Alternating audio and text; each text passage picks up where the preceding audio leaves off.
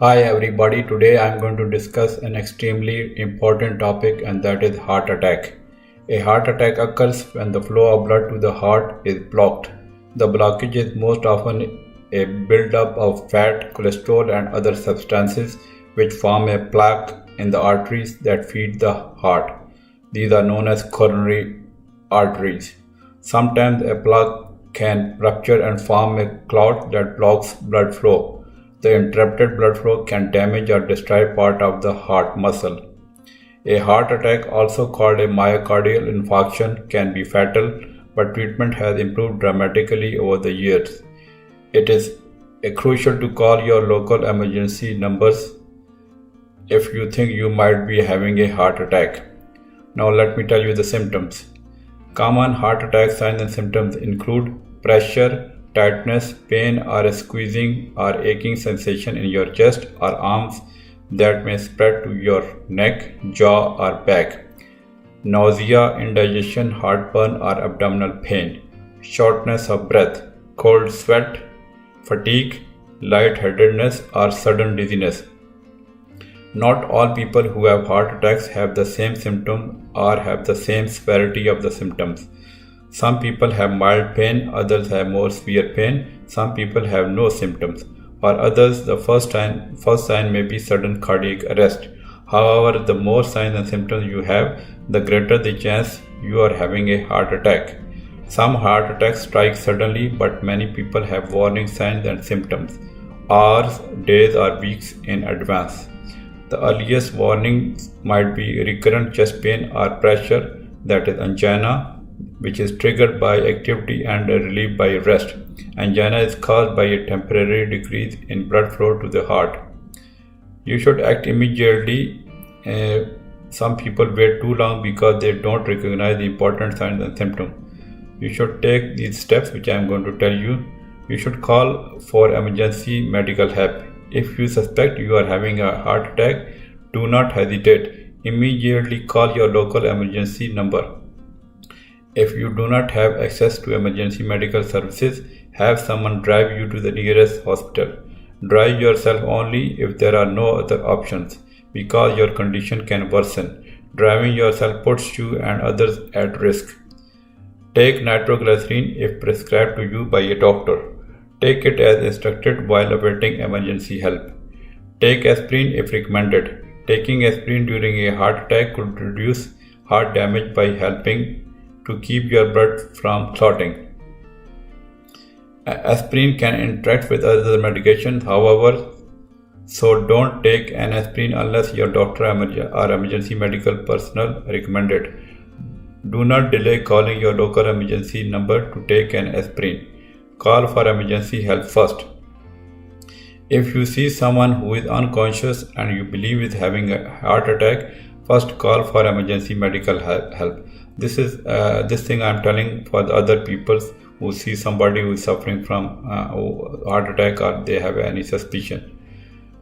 Then you should check if the person is breathing and has a pulse. If the person is not breathing or you do not find a pulse, only then you should begin CPR, that is cardiopulmonary resuscitation. Push hard and fast on the person's chest in a fairly rapid rhythm, about 100 to 120 compressions a minute. If you have not been trained in CPR, doctors recommend performing only chest compressions. If you have been trained in CPR, you can go on to opening the airway and rescue breathing. Now let me tell you the causes. A heart attack occurs when one or more of your coronary arteries become blocked. Over time, a build-up of fatty deposits including cholesterol form substances called plaques which can narrow the arteries, that is known as atherosclerosis. This condition called coronary artery disease causes most heart attacks. During a heart attack, a plaque can rupture and spill cholesterol and other substances into the bloodstream. A blood clot forms at the site of the rupture. If the clot is large, it can block blood flow through the coronary artery, starving the heart of oxygen and nutrients, that is ischemia. You might have a complete or partial blockage of the coronary artery. A complete blockage means you have had an ST elevation myocardial infarction, that is STEMI. A partial blockage means you have had a non-ST elevation myocardial infarction, that is NSTMI. Diagnosis and treatment might be different depending upon which type you have had. Another cause of a heart attack is a spasm of a coronary artery that shuts down blood flow to part of the heart muscle. Using tobacco and illicit drugs such as cocaine can cause a life-threatening spasm. Infection with COVID-19 also may damage your heart in ways that result in a heart attack. Now let me tell you the risk factors. Certain factors contribute to the unwanted build-up of fatty deposit, and that is atherosclerosis that narrows arteries throughout your body. You can improve or eliminate many of these risk factors to reduce your chances of having a first or another heart attack. Heart attack risk factors include age. Men age 45 or older and women age 55 or older are more likely to have a heart attack than are younger men and women. Tobacco. This includes smoking and long-term exposure to second-hand smoke. High blood pressure. Over time, high blood pressure can damage arteries that lead to your heart. High blood pressure that occurs with other conditions such as obesity, high cholesterol, or diabetes increases your risk even more. High blood cholesterol or triglyceride levels. A high level of low-density lipoprotein, that is LDL cholesterol, which is also known as bad cholesterol, is most likely to narrow arteries. A high level of triglycerides, which is a type of blood fat related to your diet, also increases your risk of a heart attack. However, a high level of high-density lipoprotein, that is HDL cholesterol, which is also known as good cholesterol, may lower your risk. Obesity. Obesity is linked with high blood cholesterol levels, high triglyceride levels, high blood pressure, and diabetes.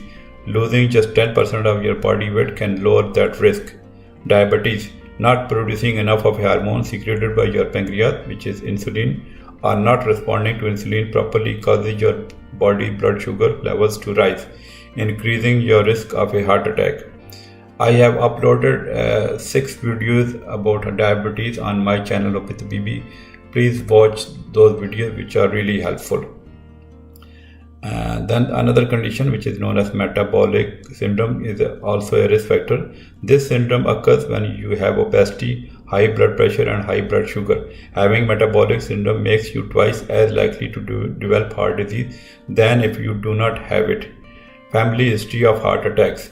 If your siblings, parents, or grandparents have had early heart attacks by age 55 for males and by age 65 for females, you might be at increased risk. Lack of physical activity. Being inactive contributes to high blood cholesterol levels and obesity. People who exercise regularly have better heart health, including lower blood pressure. I have uploaded videos about walking and other exercise program, and also there is a video about 2 golden principles for the maintenance of your best health. Please watch those videos. Stress. You might respond to stress in the way that can increase your risk of a heart attack. Illicit drug use. Using stimulant drugs such as cocaine or amphetamines can trigger a spasm of your coronary arteries that can cause a heart attack. A history of preeclampsia. This condition causes high blood pressure during pregnancy and increases the lifetime risk of a heart disease. An autoimmune condition. Having a condition such as rheumatoid arthritis or lupus can increase your risk of a heart attack. Coming to the complications. Complications are often related to the damage done to your heart during a heart attack, which can lead to abnormal heart rhythm, which are known as arrhythmias. Electrical short circuits can develop, resulting in abnormal heart rhythm, some of which can be serious and may lead to death. Heart failure. A heart attack might damage to so much heart tissue that the remaining heart muscle cannot pump enough blood out of your heart. Heart failure can be temporary, or it can be a chronic condition resulting from extensive and permanent damage to your heart. Sudden cardiac arrest. Without warning, your heart stops due to an electrical disturbance that causes an abnormal heart rhythm, which is known as arrhythmia. Heart attacks increase the risk of sudden cardiac arrest, which can cause death without immediate treatment. Now let me tell you some of the preventive measures. It is never too late to take steps to prevent a heart attack, even if you have already had one. Here are ways which I am going to tell you to prevent a heart attack. Medications. Taking medication can reduce your risk of a subsequent heart attack and help your damaged heart functions better. Continue to take what your doctor prescribes and ask your doctor how often you need to be monitored. Lifestyle factors. You know the drill. Maintain a healthy weight with a heart-healthy diet. Do not smoke. Exercise regularly. Manage stress and control conditions that can lead to a heart attack, such as high blood pressure, high cholesterol, and diabetes. Now, I'll tell you the diagnosis of a heart attack. Ideally, your doctor should screen you during regular physical exam for risk factors that can lead to a heart attack. If you are in an emergency setting for symptoms of a heart attack, you will be asked about your symptoms and have your blood pressure, pulse, and temperature checked. You will be connected to a heart monitor and have tests to see if you are having a heart attack. There are certain tests to diagnose a heart attack, which include electrocardiogram (ECG). This first test done to diagnose a heart attack records electrical signals as they travel through your heart. Sticky patches, which are electrodes, are attached to your chest and limbs. Signals are recorded as waves displayed on a monitor or printed on a paper. Because injured heart muscle does not conduct electrical impulses normally, the ECG may show that a heart attack has occurred or is in progress. Blood test. Certain heart proteins slowly leak into your blood after heart damage from a heart attack. Emergency room doctor will take samples of your blood to check for these proteins or enzymes. There are some additional tests which I should tell you. If you have had or you are having a heart attack, doctor will take immediate steps to treat your condition. You might also have additional tests such as chest X-ray. An X-ray image of your chest allows your doctor to check the size of your heart and its blood vessels and to look for fluid in your lungs. Echocardiogram. Sound waves, which are ultrasound, create images of the moving heart. Your doctor can use this test to see how your heart chambers and valves are pumping blood through your heart. An echocardiogram can help identify whether an area of your heart has been damaged. Coronary catheterization, which is also known as angiogram. A liquid dye is injected into the arteries of your heart through a long thin tube, that is catheter, and which is fed through an artery, usually in your leg or groin, to the arteries in your heart. The dye makes the arteries visible in X-ray, revealing areas of blockage. Cardiac CT or MRI. These tests create images of your heart and chest. Cardiac CT scan use X-rays. Cardiac MRI uses a magnetic field and radio waves to create images of your heart. For both tests, you lie on a table that slides inside a long tube-like machine. Each can be used to diagnose heart problems, including the extent of damage from heart attacks. Now coming to the treatment. Heart attack treatment at a hospital. Each minute after heart attack, more heart tissue deteriorates or dies. Restoring blood flow quickly helps prevent heart damage. Medications. Medication to treat a heart attack might include aspirin. The emergency operator might tell you to take aspirin, or emergency medical personnel might give you aspirin immediately. Aspirin reduces blood clotting, thus helping maintain blood flow through a narrowed artery. Thrombolytics. These drugs, also called clot busters, help dissolve a blood clot that is blocking blood flow to your heart. The earlier you receive a thrombolytic drug after a heart attack, the greater the chance you will survive and have less heart damage. Antiplatelet drugs. Emergency room doctor may give you other drugs known as platelet aggregation inhibitors to help prevent new clots and keep existing clots from getting larger.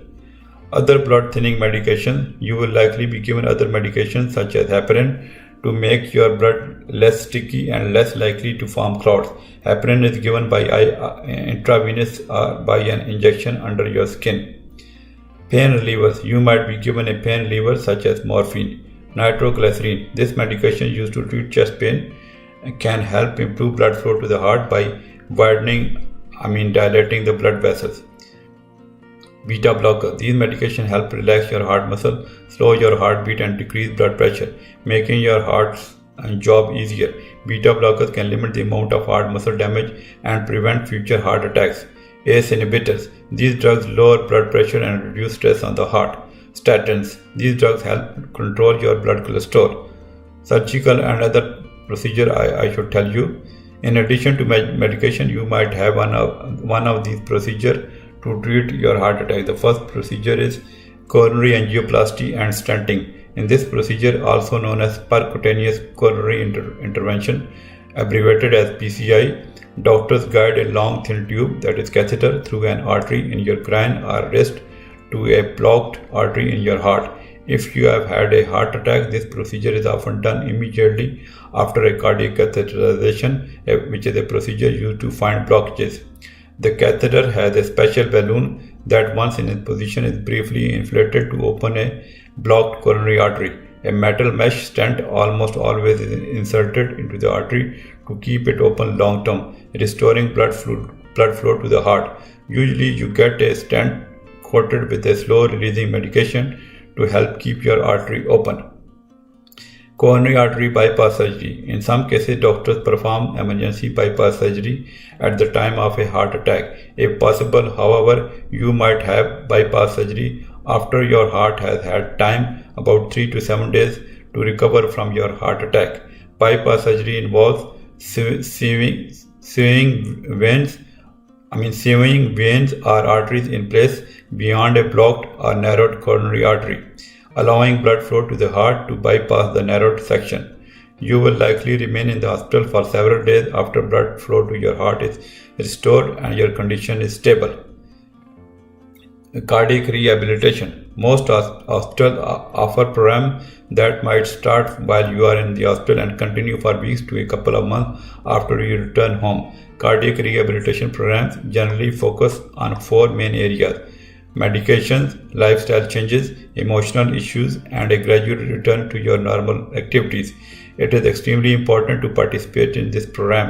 People who attend cardiac rehab after a heart attack generally live longer and are less likely to have another heart attack or complication from the heart attack. If cardiac rehab is not recommended during your hospitalization, ask your doctor about it. Now I'll tell you some lifestyle and home remedies. To improve your heart health, you should take the steps which I'm going to tell you. You should avoid smoking. The most important thing you can do to improve your heart health is to not smoke. Also avoid being around second-hand smoke. If you need to quit, ask your doctor for help. Control your blood pressure and cholesterol levels. If one or both of these is high, your doctor can prescribe changes to your diet and medication. Ask your doctor how often you need to have your blood pressure and cholesterol levels monitored. You should get regular medical checkups. Some of the major risk factors for a heart attack, which are high blood cholesterol, high blood pressure, and diabetes, cause no symptom early on. Your doctor can test for these conditions and can help you manage them if necessary. Exercise. Regular exercise helps improve heart muscle function after a heart attack and help prevent a heart attack. Get at least 150 minutes of moderate aerobic activity or 75 minutes of vigorous aerobic activity a week, or a combination of moderate and vigorous activity. You should maintain a healthy weight. Excess weight strains your heart and can contribute to high cholesterol, high blood pressure, and diabetes. Eat a healthy heart diet. Saturated fat, trans fats, and cholesterol in your diet can narrow arteries to your heart, and too much salt can raise your blood pressure. Eat a heart healthy diet that includes lean proteins such as fish and beans, and fruits and vegetables, and whole grains. Manage diabetes. Regular exercise, eating well, and losing weight all help to keep blood sugar levels at more desirable levels. Many people also need medication to manage their diabetes. Control stress. Reduce stress in your day-to-day activities. Rethink workaholic habits and find healthy ways to minimize or deal with stressful events in your life. Avoid or limit alcohol. If you choose to drink alcohol, do so in moderation. For healthy adults, that means up to 1 drink a day for women and up to 2 drinks a day for men. Having a heart attack is scary, and you might wonder how it will affect your life and whether you will have another one. Fear, anger, guilt, and depression are all common after a heart attack. Discussing them with your doctor, a family member, or a friend might help. Or consider talking to a mental health provider or joining a support group. It is important to mention signs or symptoms of depression to your doctor. Cardiac rehabilitation programs can be effective in preventing and treating depression after a heart attack. And sex after a heart attack. Some people worry about having sex after a heart attack, but most people can safely return to sexual activity after recovery. When you can resume sexual activity will depend on your physical comfort, emotional readiness, and previous sexual activity. Ask your doctor when it is safe to have sex. Some heart medication can affect sexual function. If you are having a problem with sexual dysfunction, you should talk to your doctor. Well, I hope you like this video, and till now if you haven't subscribed my channel, please subscribe it and click the bell icon so that all upcoming videos are delivered to your inbox straight away. And if you think that my videos provide some sort of benefit, even if it is a little bit benefit, please give a thumbs up. That will give me encouragement to produce more useful videos like this. And do not forget to share my videos to your family and friends, and to other people through social media such as Twitter and Facebook, because this channel Hubet BB is basically meant to help humanity across the world. And by sharing my videos, you will be also part of this program to help others. Thank you so much for watching this video. See you in next video. Bye for now.